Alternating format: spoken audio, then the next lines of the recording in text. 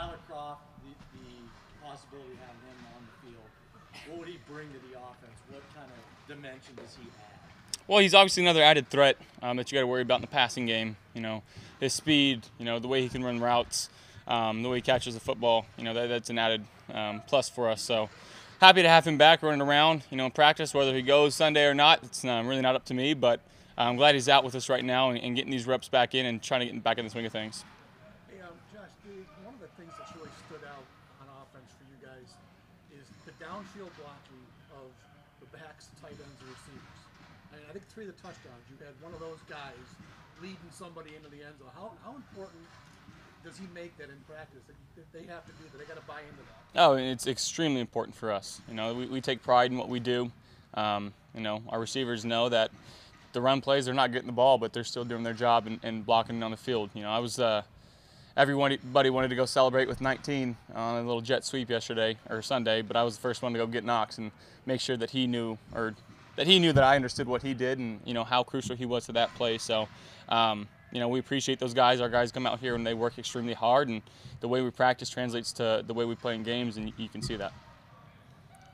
Josh, what is the mentality and kind of the mindset of this team right now, being 2-0, with a chance to be 3-0, maybe, to not get ahead of things and to kind of keep, be level-headed? What's the mentality and the mindset? Well, we are really taking one game at a time. We understand that, it's only been 2 games. Last time I checked, nobody's done anything special by just winning 2 games. So we're putting those behind us, focusing on Cincinnati right now, just trying to put our best foot forward and game plan and prepare as well as we can so we can go out there on Sunday and strive for 1-0 each week. Josh, last year you guys were the 0-2 team going on the road to face a team that has been doing well in Minnesota. This year, the Bengals from here 0-2 to a team doing well. How do you make sure that you guys don't become the Minnesota of this year? Well, we understand, the tensions and the hopes, the energy in the stadium is going to be really high on Sunday. We got to kind of be able to weather that and understand and play within ourselves.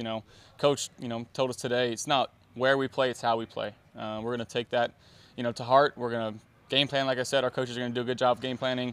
They're going to do a good job putting it in. We're going to do a good job practicing, and then hopefully on Sunday we go out there and we execute how we're supposed to. And that's all we're kind of looking forward to, is just being able to execute how we know we can, and not really letting anything outside of us affect us. What have you seen from them so far? I mean, Garoppolo and the 49ers lit them up pretty good. I think 572 total yards. Yeah, I mean, that game's past them. I think it's a very talented group they got on defense. There's some major pass disruptors up front, with Atkins and 96 there, and in the back end they got some corners that can run and that can be physical, and their safeties move very well. So, I think from 1 to 11 on that defense, they got guys that really care about doing their job. They're going to be energetic. They're going to come to our place and try to get in our face, and we're excited for the challenge. It's a good team, so we got to prepare as hard as we can. You guys have been very successful in the red zone. What's kind of helping you guys to be so good? I think it's just kind of how we practice. Not only that, it's the calls that are being put in. So, Coach Daves and the staff have been doing a really good job of game planning and making sure that we got the right stuff in. And then, obviously, you get to call the plays, but we got to go out there and execute. So we've had, 11 guys doing their job when we get down there, and that's what you want to see, and we got to continue to do that. What does that help to do for your confidence for yourself and as well as the team? Well, I think the difference between 7 and 3 points down there is huge. I think, obviously, you want points no matter what, but to have so-called 4-point plays where it's either 7 or 3, and you obviously want the 7. So our guys know that, and it's a point of emphasis. We want to try to put it in the end zone as much as possible to help our defense out and really play, team football.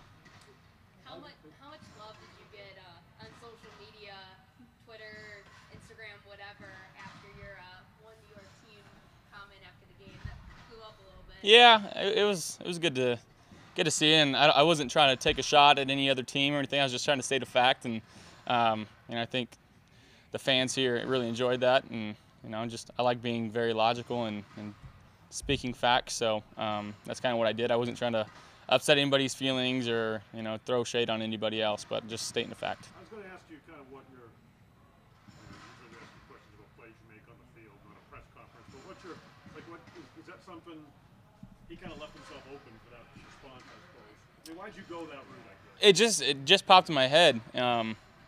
So I get that they're the New York Giants, the New York Jets, and but just the first thing that popped in my head, we are the only team in New York that actually plays in the state of New York. So like I said, I wasn't trying to hurt anybody's feelings or kind of take it that way.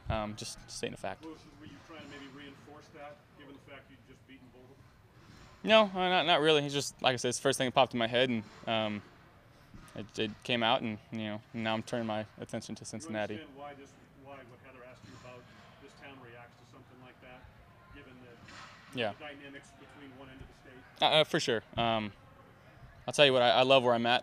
I love being in this community, in this city, and I can honestly say I don't want to be anywhere else.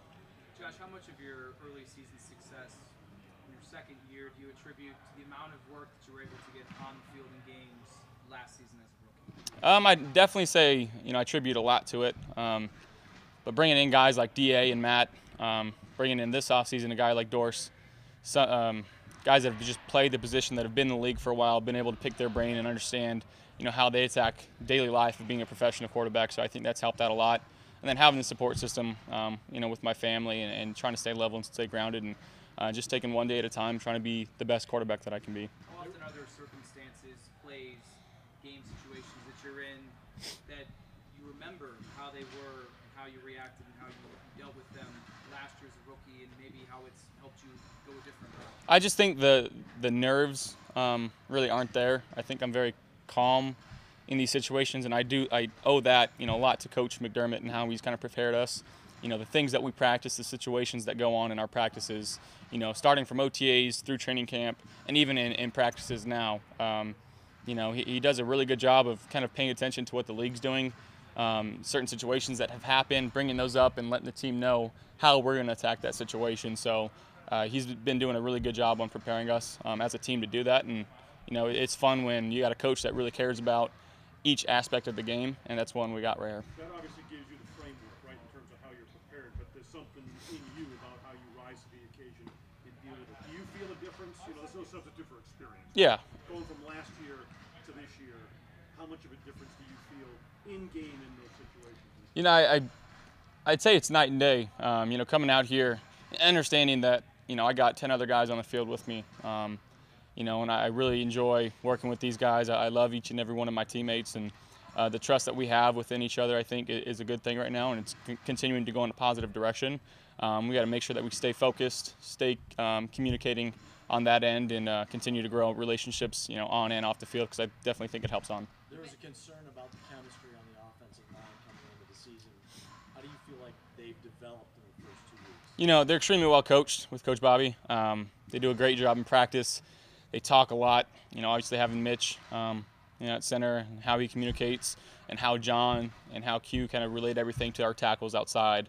They do a good job. That it's really what it comes down to is communicating. And they go out there, and we got some dogs up front. We really do. And I appreciate how hard they work. And when we go out in the field, we really got each other's backs. Love those guys. How much has Mitch changed the entire dynamic on our offensive line? From last year to this year. It's a completely different one. Yeah, I definitely think that he's got a lot. It's a collective effort. Don't get me wrong. But just the knowledge that he has, things that he's seen, how he talks to the guys. They really are. They're one heartbeat up front right now, and we got to continue that and keep working in that direction and make sure that nothing gets in between us like that. So, but he's been doing a great job, as long as with everybody else in our line, look team and all. They've been giving our defense a really good look. So that's all we can ask is to continue that progress there. Last one. You guys have been able to sustain drives. What do you think has just led you to be able to consistently pick up first downs? I definitely think it's first and second down production, how we're moving the ball there. And then we get into third down. I think we've been really good on third down, just as far as, splits, spacing with the receivers, if it's third and short, running and getting our pads down and really getting a push up front, protecting. I think it's all 11 guys kind of pulling in the same direction, not panicking. And that, when you can convert on third downs, when it's 3rd and 6, 3rd and 7, 3rd and 8, and you can move drives, it's that hurts a defense and it hurts their mentality. So, like I said, we just got to keep working on what we're doing, understanding that there's going to be stuff that's going to get thrown at us that we haven't seen. Each week's going to be harder, because people are going to be able to see what we're doing on our offensive side, through film and everything. So we got to stay disciplined and just continue.